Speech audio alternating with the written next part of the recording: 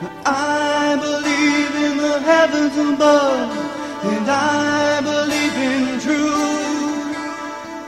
I believe in the love we have, because I believe in you.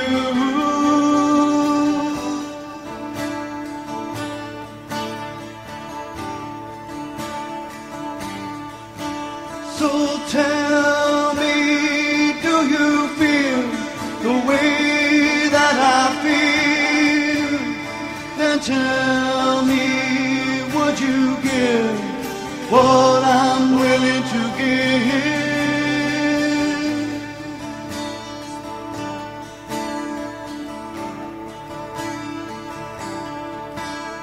And I believe in honesty, and I believe it's true.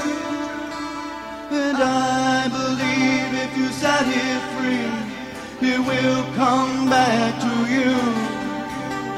And I believe that things were meant to really be. And I believe in the love we have, because I believe in you.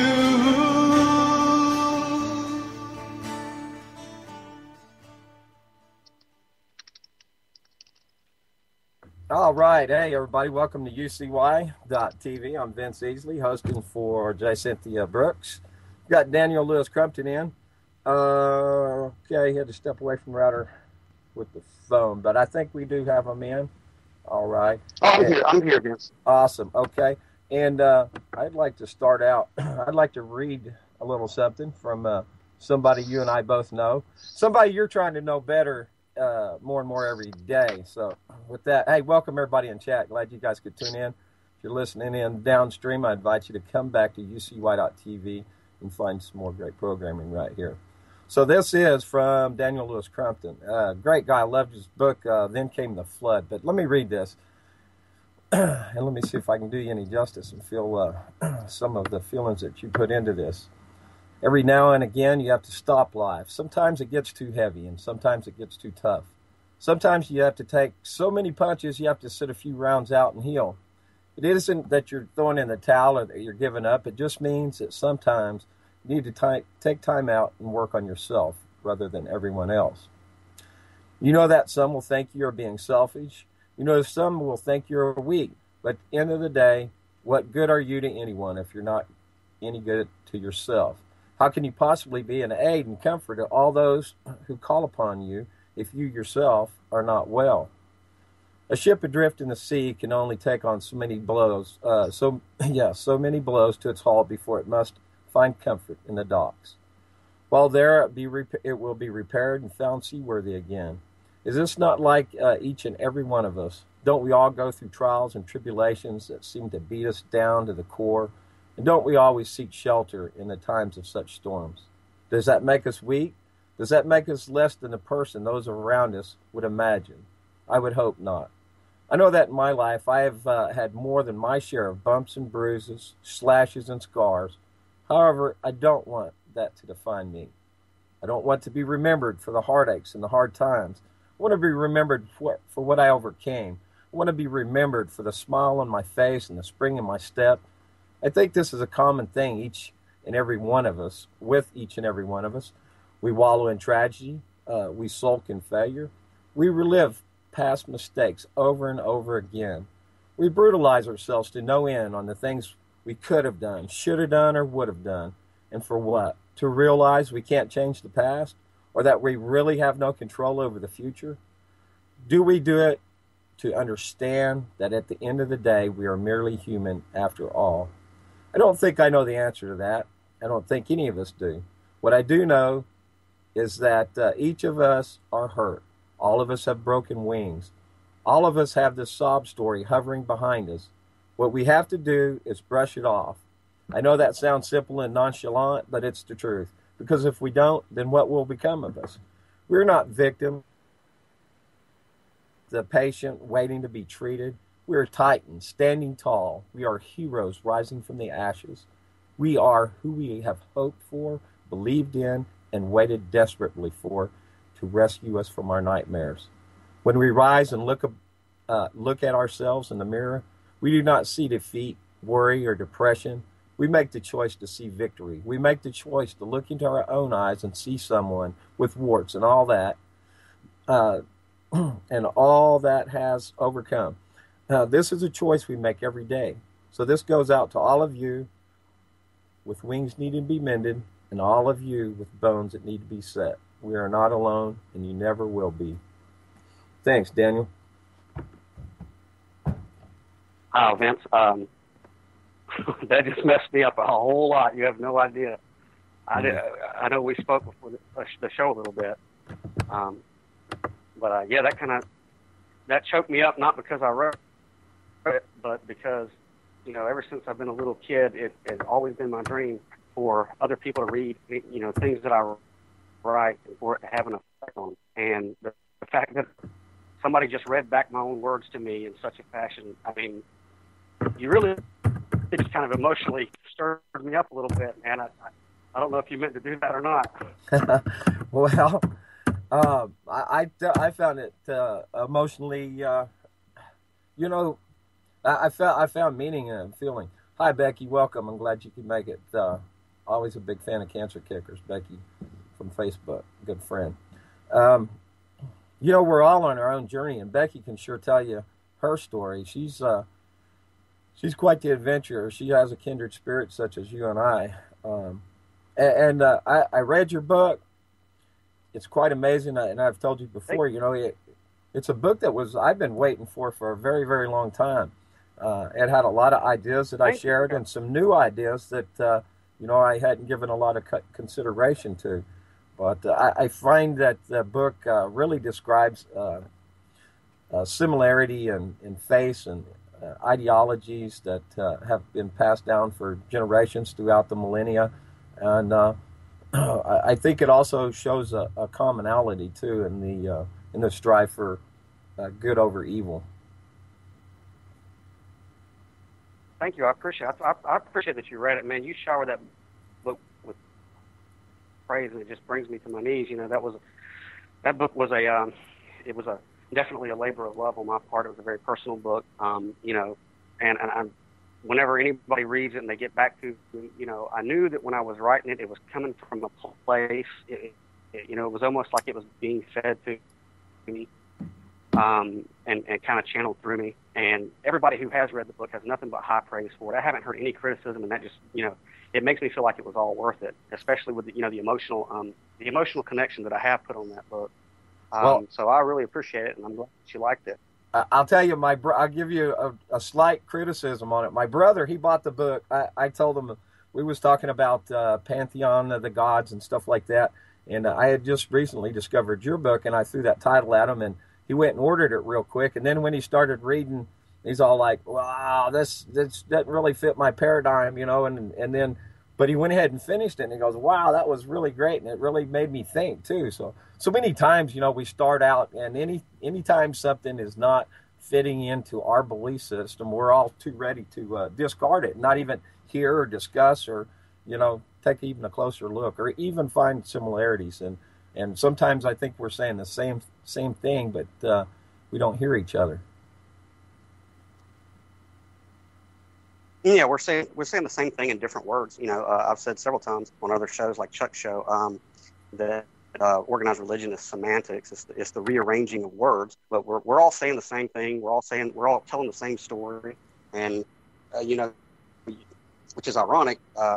With earlier with my meditative readings, it had to do with that, with answering a matter before you hear it, and being kind of closed-minded to new ideas or new angles of concepts that we've kind of been spoon-fed and looking at it a different way, and that was kind of the foundation of that book. Was I wanted to offer an alternative view to history, to biblical history, to human history. I wanted to offer a different way of looking at where we've come from and where we're going, and the metaphysical is heavily steeped into that book. But I also wanted it to be a personal book.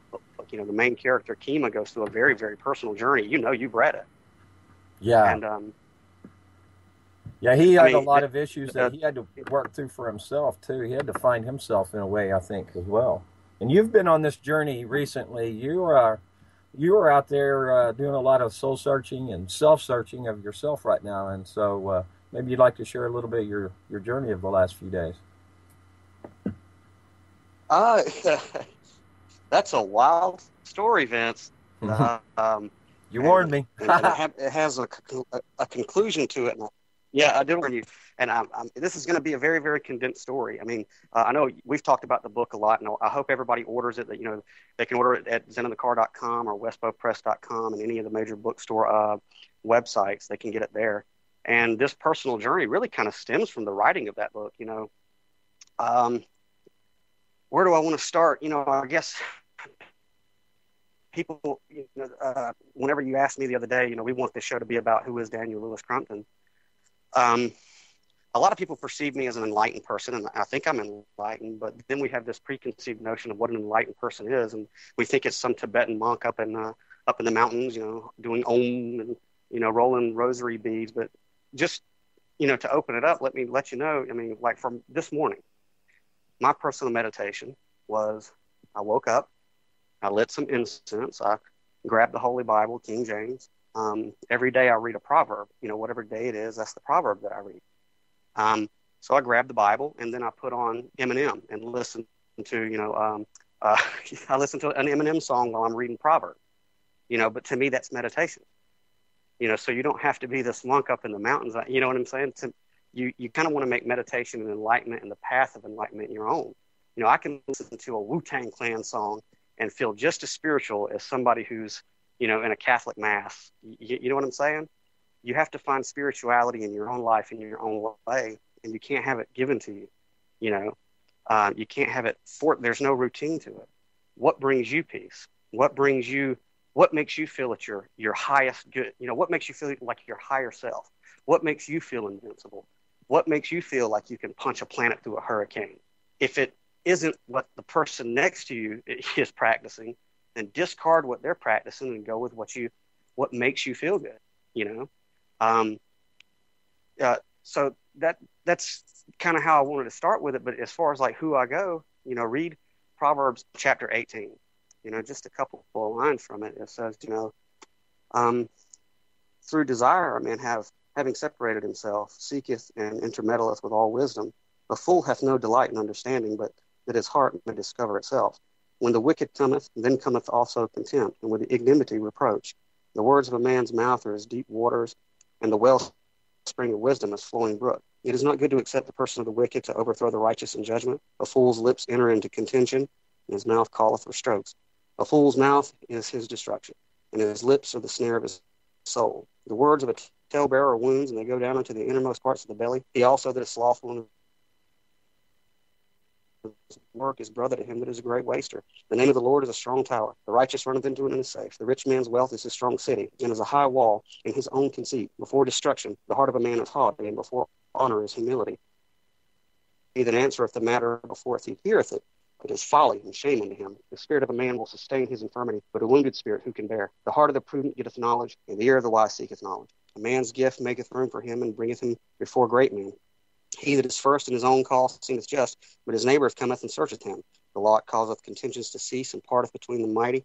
A brother offended is harder to be won than a strong city, and their contentions is like the bars of a castle. A man's belly shall be satisfied with the fruit of his mouth, and with the increase of his lips shall he be filled. Death and life are in the power of the tongue, and they that love it shall eat the fruit thereof. Whoso findeth a wife findeth a good thing, and obtaineth favor of the Lord. The poor useth entreaties, but the rich answereth roughly.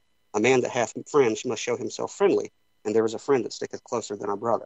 Now, if you wanted to sum up who I am as a person, that's it. Wisdom. Be careful with what you say. But let's conjoin that with my type of enlightenment and my type of spirituality with a story. Recently, I was in Nashville. I think it was Nashville. I have no idea. I just got off a long road trip around the southern state. And this story was told to me after the fact. But I was coming down the stairwell from a hotel, and there was a clerk at the hotel desk. One of my traveling partners was turning in the hotel keys. And when I walked down, I didn't pay much attention to it. There was kind of a stare and a whisper, and I just walked on outside, to get in the car. And later on, my buddy, he said, "Man, you should have heard what that bellhop said, or the desk clerk or whatever." I said, "What's that?" And anybody who's ever seen me or met me or seen pictures of me, they know I have a very distinct look. I kind of stand out in a crowd. I got a lot of jewelry and odd symbology that I wear. I have a very distinct look, and that's, I don't know if it's intentional or it's just what I'm drawn to. But he said, yeah, man, when you walk down that stairwell, the guy kind of paused and looked at you and he said, that guy looks like he's seen some shit. You know what I mean? Like a Shaolin monk, back to, what was that show on the karate? Oh, dadgummit. You remember back in the 70s? Grasshopper. Kung Fu? Yeah. Yeah. Oh, you tried to snatch the pepper from my hand. Oh. Yes, that's it. Yeah, but when I wrote the book, a lot of the book is based off my parents. It's a love story. It's an epic. It's all that stuff. But a lot of it was heavily based off the love of my mom and dad. And what it's like for two people who are so in love to part or to be torn apart, and what that can do to a man. The rage that it can fill a man. And as my dad got older, and his body was getting weaker. And this man who, he was in 2 foreign wars. He, was an electrician most of his life. The man was just as tough as steel, but his body was giving out on him, and that inspired, the character of Kima. Kima in the book is a very, very strong man. He's been strong all of his life, but he's losing that strength, So as I was writing the book, the character is really what I was witnessing in real life with my own dad. And, my spiritual journey, my real spiritual journey started with that. Before my dad passed, he would come over to my house and play poker every Friday with me, right? We play, quarter games, basically, nothing big. And the last hand that my dad ever played, well, now he taught me how to play poker, but he had this little kitty cat can. It was a little pink, well, I have it now, but it's a little pink can. It's got 2 kittens on the front, and he'd come over to the house, filled with quarters. And I would always rag him about it. Oh, I like your little kitty can. You better be quiet, boy. Your mama gave me that, And the last hand that he ever played, he had a pretty good hand, but I had a full house. And I raised him all of the money that he had in that tin can, which was about $27, and cleaned him out, And that was the last hand that my dad played. He threw it to his son, essentially, right? And whenever he passed, when my father passed, at the time I was an Orthodox Baptist, and we were taught certain things about spirituality. One was that you can't communicate with those on the other side. And when my father passed, he passed in my arms. My mom had called me. She was hysterical. I raced over to the house, ran up the stairs, saw her over his body. And when you're in a situation like that, you just snap into automatic. Your emotions go completely, they just shut off, and you just react.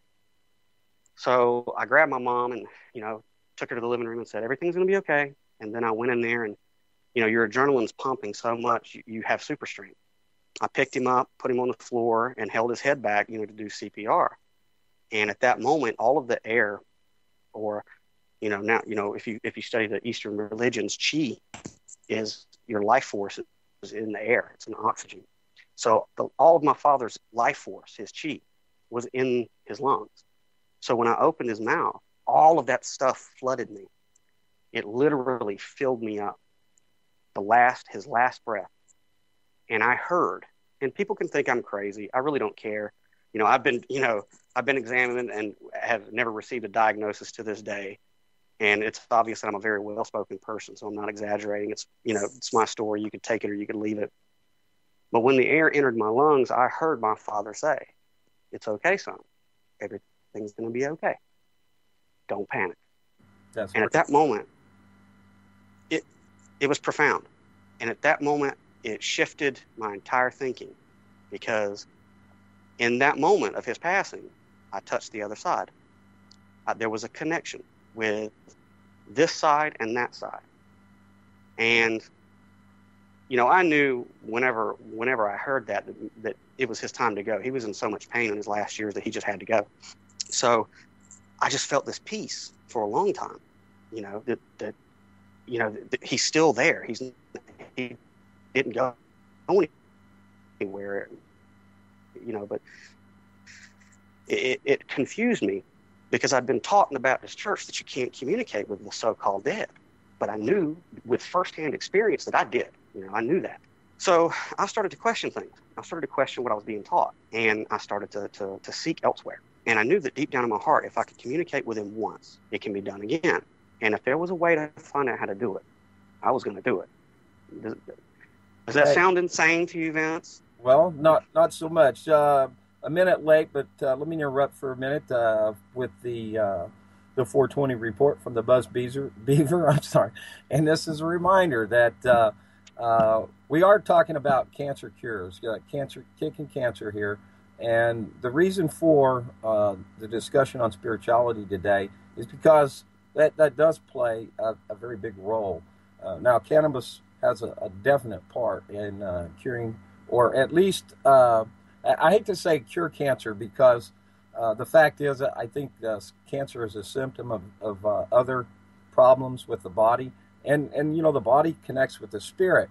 And this rolls back into this spirituality and what you're talking about. Now, in Genesis, we have an account where man is created, and he's formed from the dust of the ground, and the ruah, that breath of life, that spirit, that life force was breathed into the lungs, and he became a living soul or a living being. And so I think spirituality has a lot to do with reversing what is so prevalent today in our society, and that's cancer. So your relationship with your Creator, I think, does play a big part. So what you said is,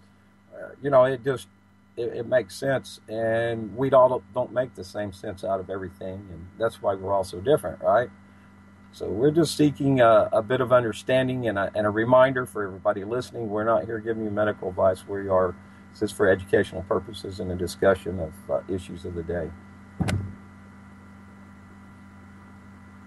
And back to you. I mean, I didn't know. Is this supposed to be like a strictly cancer show? I think I have talked about that before here with you.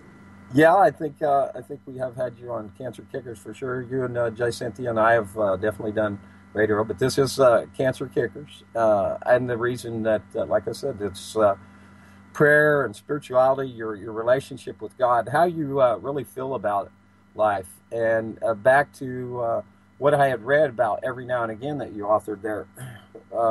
It's important that we find forgiveness for ourselves, from ourselves also, and for some also that seek a relationship with their idea of who the Creator is, then I think that's also important as well. That each person be able to find a peace, a calmness in their existence. Without that, I don't think any medicine or herb or anything else will have much effect in healing a person. Yeah, I mean, I know, like, my mom had stage 4 cancer, and this is before my father passed. She had stage 4 cancer, and we discussed it. And, we did the vitamin B17 therapy with her. They gave her 6 months to live, and we started administering vitamin B17. But there was also a lot of prayer. And, we kept negative people. You want to keep negative people away from people who are trying to recover. But I remember holding my mom's hand, and I told her, I said, Mom, this is going to work. I've done the research. Vitamin B17 it's going to work. It's going to work. Well, a lot of it doesn't matter really what type of therapy you administer for any ailment. A lot of it is psychosomatic, and psychosomaticism is spirituality. It's faith.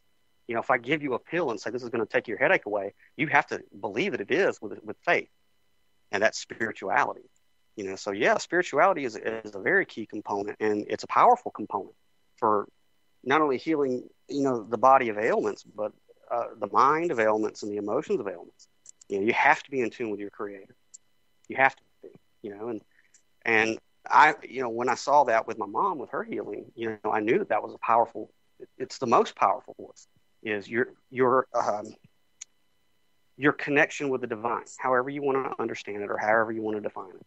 So that's why I like to talk about these sorts of things, because I've seen how, first and foremost, the spiritual is going to always supersede any type of physical treatment of anything, be it depression, be it cancer, be it diabetes or anything. The spiritual is always going to supersede any type of physical treatment that you can give somebody. And that's why I like to talk about these sorts of things. Absolutely, I certainly agree. And a lot of people, that's a touchy subject when you start getting into spirituality, and because so many people want to have their definition applied. Pray back, Global Earth guy. Got to reboot his computer. Yeah, we looks like about 6 people filled out when I started talking about spirituality. So, oh, there went another one. Y'all come back. Yeah. Well, no, you see, what you ought to do is anytime I come on any show, you ought to have a disclaimer. You ought to have a disclaimer. Look, if you guys are not into the spirituality, just go tune into Glenn Beck or something for about an hour, because you're not really going to glean anything from what he has to say. Hey, well, I'll tell you, I've had experiences with this, and of course, we all have our beliefs, but I've come to believe that just because we have different beliefs don't mean we don't believe the same thing in a way, right? That really sounds so pagan to some Christian friends, I imagine. Yeah. You know, and what's crazy about it is I'm kind of like Gandhi. If you ask me if I'm a Christian, I'll say yeah, because I believe that. If you ask me if I'm a Muslim, I'll say yeah. If you ask me if I'm a Buddhist, I'll say yeah, because all of those guys are saying the same thing. And it's, you know, it's really what it is love God with your own understanding, with your whole heart, and love your neighbor as yourself. That's how I sum it up. That goes down to Buddha and all of them, you know. So do I have a problem praying with any particular sect? No. They're all praying to the divine with just different names. I mean, you know, even in the Bible itself, there's so many different names for God, and they're all personal. You know, each prophet had a different name for God, you know, their own personal name, their own personal understanding. And, you know, the reason I talk about my dad a lot is because, you know, something that I noticed, especially with the Bible, is especially in the Old Testament, it doesn't necessarily define God as a masculine entity. You know, there are a lot of things in Proverbs and Psalms where it indicates that it's feminine energy. You know, like how often I just curled you up into my wings like a mother hen. You know, that's God talking. That's a feminine aspect of God, right? So when you get to the New Testament, you know, a lot of people think that the masculine God has been solidified because Yeshua, or Jesus, how you want to pronounce it, continues to say, my Father who art in heaven, my Father who art in heaven.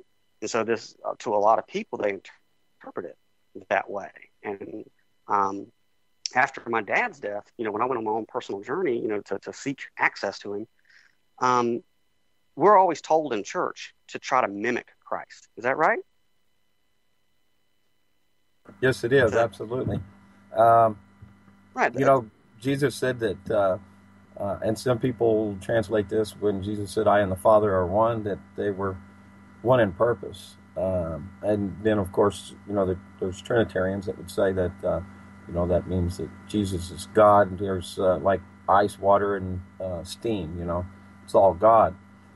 One thing I can be certain of is that we will never on this earth come to an agreement on the attributes of God and an agreement of fully who he is. But let me digress a little bit. The attributes of God are pretty simple, and that's love.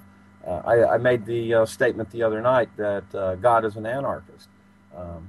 You know, there's such a difference. I think the devil and his lies would, you know, bring us all into these rules and basically that right isn't right.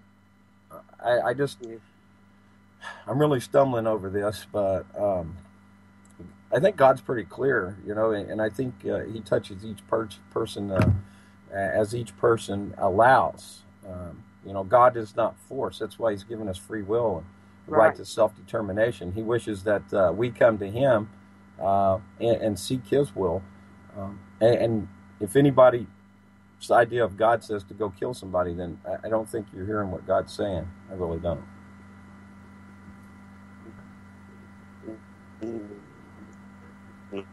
I got a gurgle on your end, Daniel.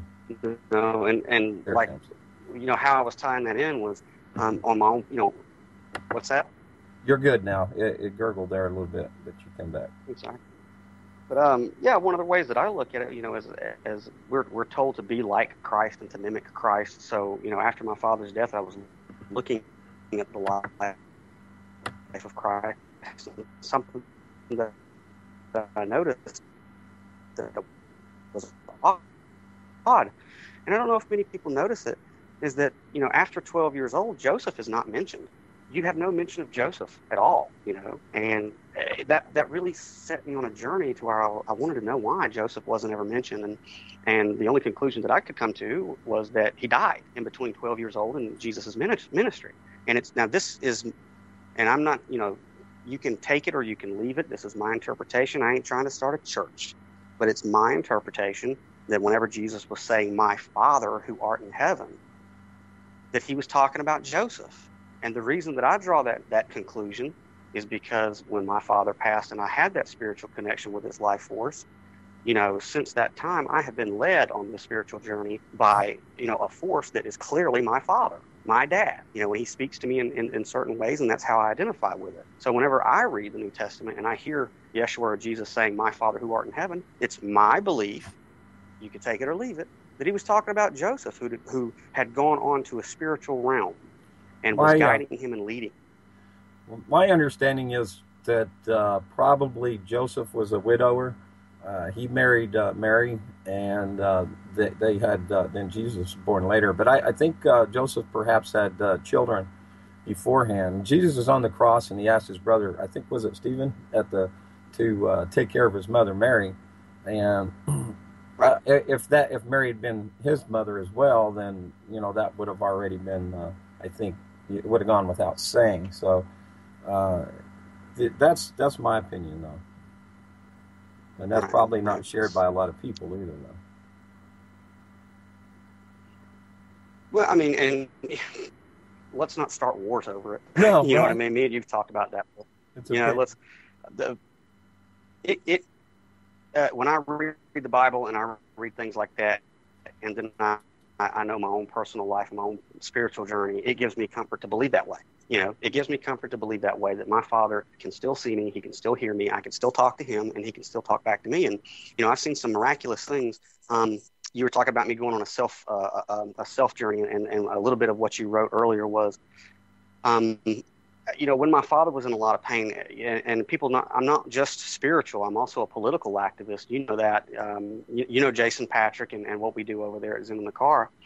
I marry the two. And one of the reasons that I am a political activist is because of, for one thing, Big Pharma. I was so upset when my father passed because his doctors wanted to give him pharmaceutical, opiates, hydrocodone, for his pain, it was arthritis in his hip.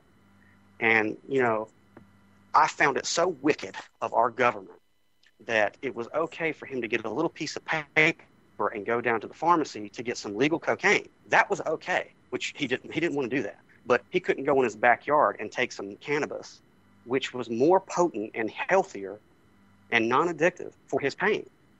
And that's, that is one of the things that angered me. That's why I'm also a political activist and tie my spirituality into that. Absolutely. And cannabis plays such a big role. I think it's a wonder plant, between the hemp and the cannabis, between the medicines and the textile, and it just, in my opinion, one single plant that has the ability to heal the world. I would say that is it. It's already, there's so much proof. It's on dispute. I mean, if you smoke pot, you only get so high. I mean, you can smoke 50 joints and you're not getting any higher. You're not going to overdose. Your brain only allows for so much cannabinoids, and the rest of it, I don't know where it goes, but it doesn't go to anywhere else. Now, when you're dealing with it as a medicine, when you're concentrating it down into oil, and you have the THC and the cannabinoids, there's different strains with higher between the sativa and the indica. One's more for the mind, one's more for the body. It has the ability, absolutely, in the concentrated form to, do much more than any of these synthetic opiates. I've been prescribed. I've got rheumatoid arthritis. I've been off any narcotics for quite some time. Don't even take ibuprofens. So very rare occasion, maybe an extreme pain, that I will go ahead and succumb to an ibuprofen for the temporary fix. And I think there is a place, in treatment with some medicines to alleviate a symptom until you get your body back in balance. And I think that's one of the most important things to do is seek balance. And that comes, with physical and spiritual. There's a harmonic resonance that, we reside in. And so many times our environment, is pollution to that from, Wi-Fi and cell signals and the smart meters and even the electric current in your house. They all vibrate contrary to the natural rhythmic vibrations of the earth and our bodies. We're just like a motor, the earth is, and, we're in that electrical field. So when it's out of whack, we're out of whack. And meditation or prayer all helps to align that. Absolutely. And not to mention, and this is what I try to get through to people. In the book of Genesis, it defines cannabis. It says that any herb or any plant that bears its own seed is an herb. Okay, yeah. And the Bible commands you to take that in as meat. Now let's take that. Okay, so the Bible commands you to take in any herb or any leaf that bears its own seed or cannabis. The Bible commands you to do that. It says it's good for meat. Cannabis is called calamus in the Bible. It's a part of the anointing oil of the high priest. So the Bible itself commands you as a part of worship to take in cannabis. Now, okay, how does the federal government,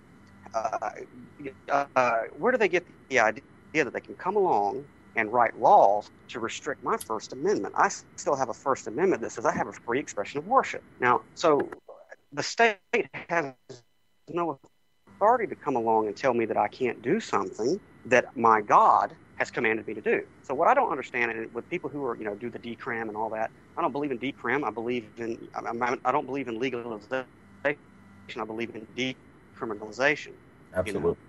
The state doesn't have a right to make it illegal to begin with. So what we have to start doing as a people, especially with this in the medical area, is we have to stop with this mindset of we've got to go through the legislative process and have it decriminalized. No, you don't. All you have to do is exert your First Amendment right. That's all you have to do. And do not comes to your house or pulls you over and you have cannabis. I'm sorry. Yeah, and do not admit jurisdiction. Don't give yourself over and accept their jurisdiction.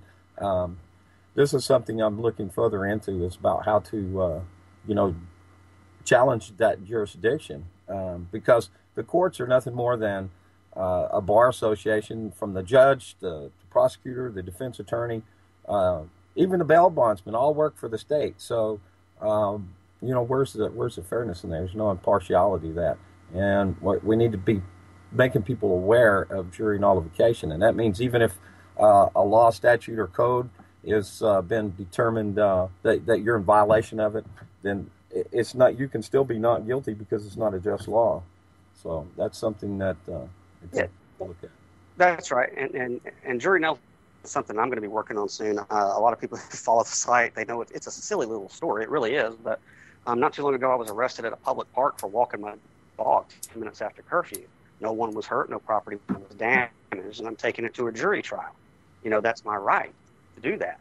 Now, am I going to win with the attorney? No, he's got a bar. What's a bar? It's a British title of nobility. That's treason by sedition. The very fact that he's in the room is treason. You should be able to walk into a courtroom and order the judge to have the bailiff to arrest the man for treason, for having the bar, because that's a title of foreign nobility. But, you're speaking a language, when you start talking like that, you're speaking a language that they do not understand. They're so swamped down with legality, they don't understand the law. So the only shot that I got when I go to the stupid, you walked your dog in a public park 10 minutes after curfew case is, I can't appeal to the judge. He's just a former lawyer. I can't appeal to the solicitor's common sense. I already tried. I filed a motion to dismiss, and they said no. Off of stupid stuff. The only shot I got is to look at we, the people, the jury, who's going to be sitting there and go, look, right now you have more power than the President of the United States. Right now you have more power than that judge. Right now you have more power than any police officer in the Warner Robins Police Department, because you can go in that room, you can use common sense, and you can say, do we really need to find this guy for something that did nobody any harm? Are we tired of paying taxes, state taxes, income taxes, federal income taxes, only so they can write a citation for victimless crimes so they can hand us little yellow pieces of paper so we can pay more taxes? This is stupid. This is un-American. When you got your jury summons, did you go, oh, crap, I got jury duty? Or did you go, great, I got jury duty. I get to be an American today, go into the courts and say, this is stupid. Why are you wasting our time? You're spending more money on a jury trial against this guy than it's worth. So I'm going to have to appeal to the jury and tell them that. And look, me and you were in the same boat. I'm doing this for you. I'm not doing this for kicks and giggles. I'm doing this for you. So go in there as an American, do your duty, come back in 5 minutes and say not guilty.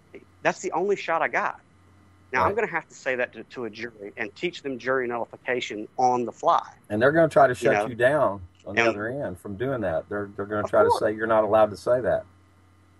I mean, if we're really talking about justice, why could not all information, especially pertinent information, be shared with those there that are to judge, you know? See, you have to say it in a closing or opening statement. The judge can't interrupt that. If you know how to say it in an opening or closing statement, they cannot interrupt it. Once the jury hears it, they can't unhear that. They can't unhear it. You don't have to pass out flyers ahead of time. I mean, that might help.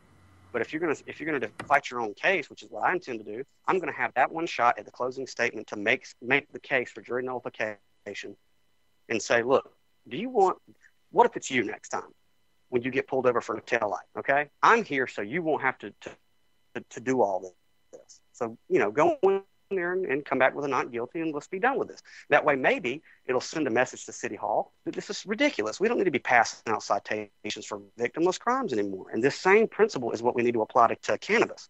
But the thing is that everybody in the liberty movement is waiting for somebody else to do it.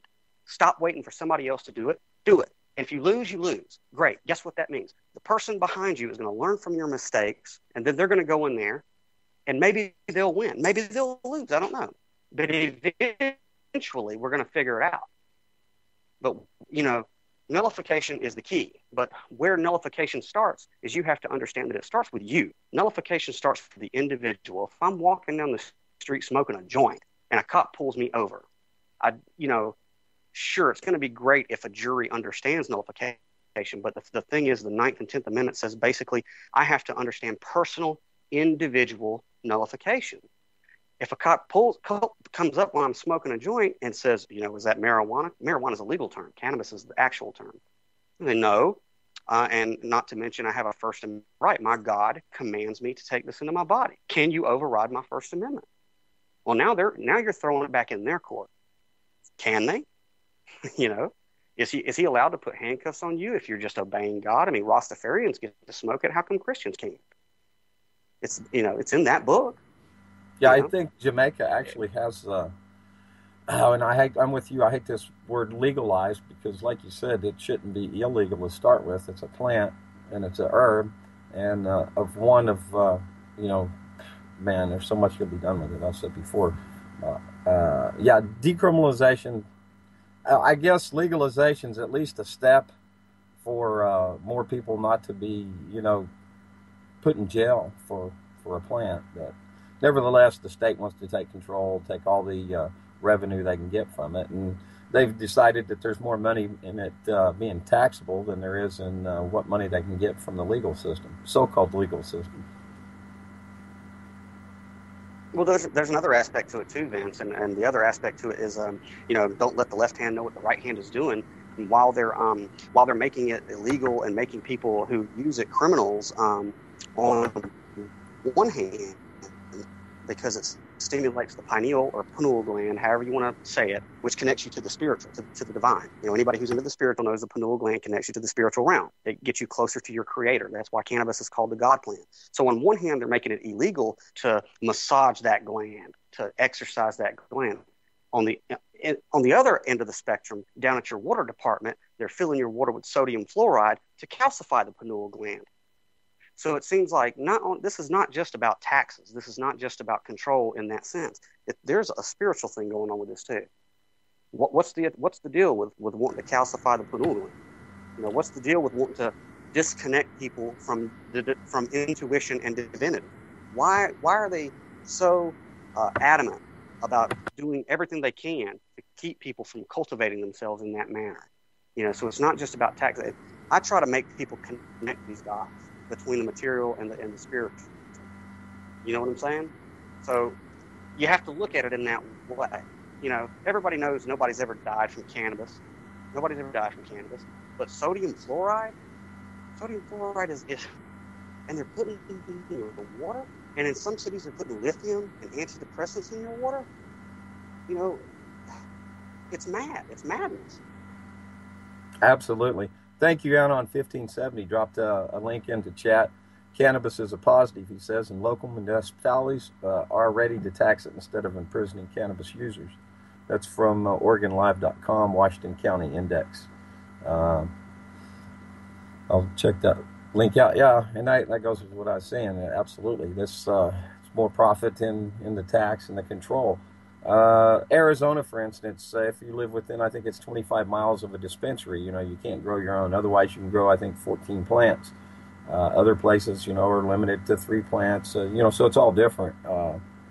But like you said, also, there is a difference between marijuana, cannabis, and hemp. You can smoke all the hemp you want to, and there's no THC in it to speak of. But for textiles, it's great. And what's another? I mean, it's such a healing plant. We were getting on painkillers and hydrocodone earlier, something my father refused to take, and that's one of the reasons I'm so adamant against big pharma. Is you could take I think it's an ounce or so of cannabis and put it in a tincture of Everclear or Golden Grain or high proof alcohol and let it sit for a while and make a tincture to draw out the THC.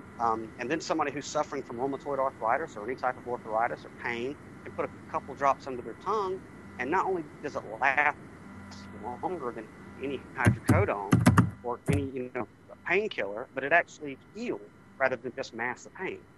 And it's dirt cheap to do. But it's insane to me that so many people in this country are addicted to opiates, and they pass it out like candy. They pass it out like candy, and it's an epidemic in this country. And they want to declare. They have indeed passed it out like candy, and now, of course, they're tightening it. And I think the reason that they were so willy-nilly with it was to get people to become addicted. And what's the alternative now? When you can't buy these pills, on the streets now, there's heroin is the alternative. So with the opium market, that's been used for a long, long time. It's it's been controlled by people. CIA, one of the biggest drug dealers there are, drug importers. So as far as taking money from the prison industry, it's still all part of the corporatocracy. So, just because they're losing money there, it's by legalization, it's going elsewhere. So the corporatocracy, continues on without effect. Yeah, and sure. And I've mentioned this before. Many times our Marines are over in Afghanistan guarding poppy fields, so the CIA can bring it back over here. Then they have the audacity to say we got a war on drugs. Now, I know you're not in Georgia, Vince, but not too long ago we had this issue that the crew was in the car was very, very adamant about. In this small town up in North Georgia, they did a no-knock warrant raid on a house that's some tweaker told the police that there was a guy selling crystal methamphetamine out of the house. So at like 3:00 in the morning, this SWAT team comes into the house and throws a flashbang grenade into a baby crib and blows a baby's face off. All under the banner of this war on drugs. And we went up there and at this rally, and a couple of us guys from the website went and gave some speeches. We were mad. We're tired of this under the war on drugs. Now, you know, each of us made different points. One about no knock warrants being unconstitutional. Most of us were talking about the war on drugs just being an utter waste of time, an utter waste of money, an utter waste of life. Well, you know, the baby, thank God, through prayer, the baby came out okay. You know, it needs facial surgery. It's going to be scarred for the rest of his life. So the family is, you know, the family's attorneys were asking the city to pay for the medical bills because they're broke. Their house burnt down in Wisconsin. That's why they were in Georgia. And by the way, no drugs were found in the house. You know, big shocker. And so the sheriff of the town says, no, we didn't do anything wrong. You didn't do anything wrong. You were enacting an illegal drug war, and then you do no knock warrants, which are unconstitutional. A baby gets blown up. For what? You know, and that's just one isolated story in a long line of stories. And it has to come to, we have to come to our senses as a country that the war on drugs has to come to an end. Not only because it's destroying people's lives, but because true medicine, and I'm not talking about pharmaceutical drugs, I'm talking about true medicine is being suppressed for the benefit of the state. Absolutely. The state and the corporations, the big old corporations, they just go hand in hand. And the state is there to protect the corporations and not the people as it should have been. So they just build their strength stronger and stronger. They suppress anybody that's outside, like with the petrochemical industry. You know, for the past 100 and some odd years, all that has been suppressed from, you know, Royal Rife technology with resonance frequencies. All the way down the line, there's people today that are being imprisoned because they're offering alternative to the radiation and the chemotherapy, where people are actually healing their body. They're allowing their body to heal, and the result of that, whether it be acidosis or any number of cancers, they're the symptom of this problem. So by treating the symptom, you still have the cause. And it's a sad world that these people are running. For example, with my mom, you know, yeah, it is. You know, for example, like with my mom, when we went with the vitamin B17 therapy, you know, if you read Edward G. Griffin's book, A World Without Cancer, he shows you the research that chemo and radiation may shrink a tumor, but the areas around the tumor that have already been, you know, destroyed and have died, that's what usually kills the patient. But with Laetrile or vitamin B17, you know, once it opens up and shrinks the tumor, it actually heals where the tumor was at. Right. You know, so radiation really. Yeah. Go ahead. It's the killer. Yeah, like with LazyMed Inc., Dr. Carpenter, she would inject food coloring dye into the tumor and apply a laser, which was low heat. The dye would radiate. I mean, it would dissipate out of the good tissue around it, and it'd just be concentrated there in the tumor, and apply that heat to it from a laser and shrink that. So, you know, sometimes you need to, you know, like I said earlier, you need to address the symptoms just to get you over that hump, and then you need to start addressing what's causing those symptoms. So, you know, there's a time, but not for chemo and radiation. As far as what I've found out, that, like you said, all that does is you know, pretty much ensure the person's going to die. Because people absorb their cancers all the time. They, you know, cancer will come and go. We all carry that cancer gene, and it's just a reaction to you know, the body's environment. So, right. And I know we don't have much time. I want to throw this in, not only for degenerative disorders, but the psychiatric field is completely off. They're rocked too, you know, with using serotonin reuptake inhibitors. And I want to just make sure that all your listeners, I recommend a book called Orthomolecular Medicine for Everyone by Dr. Abram Hoffer that shows conclusively that mental disorders and emotional disorders can be cured with vitamin supplementation. From anything from schizophrenia to bipolar, things like that. I mean, but look him up on YouTube. This doesn't just go with degenerative disorders, but it can go with mental disorders too. But, you know, they don't want you looking at that. Codex Alimentarius was passed a few years ago that basically makes anything in a vitamin shop illegal. Now, they may not be enforcing that yet, but it's on the books. You know, they slipped it in a few years ago. So that means that my local apothecary down the street is almost the same as a crack house in their eyes. you Exactly. know. And as more people are starting to research alternative medicine, people are starting to research alternative medicine because they're starting to see through it. So the government passed Codex Alimentarius, So, but yes, schizophrenia can be cured with fish oil, vitamin B, vitamin B, L-tryptophan, things like that. All mental disorders is an imbalance in brain chemistry. It's because we're not getting the supplements and vitamins we need from the food that we eat. Thank you, Monsanto. We really appreciate that. You know what I mean? Absolutely. Oh man, it is so deep, and most people can't even, begin to comprehend it. It's like, that's just crazy. Why would companies do this? Why would the government allow this? Why is these, you know, they're not much more in mafia, and they've, it's been referred to as a medical mafia between the AMA and the FDA. They're all thugs, and they're all connected, of course, with the rest. On the lower, go ahead. On the lower levels, it's money. On the higher levels, it's depopulation. I mean, that's what it is. On the lower levels, the guys who are, working for Merck and stuff like that, it's money. The love of money is the root of all evil. But for these cats that are really running the show, the guys behind the curtain in the smoky rooms, it is depopulation. Yeah, that's what it is. They know that if the serfs breed too much, they're really going to outnumber us. And when they start to look at us, we're doomed. And they don't want that. Right. And this is a pivotal time in history right now. We have the ability to tip this into our favor. And, if we don't, where we're headed to like a Star Wars society where the big corporation runs everything.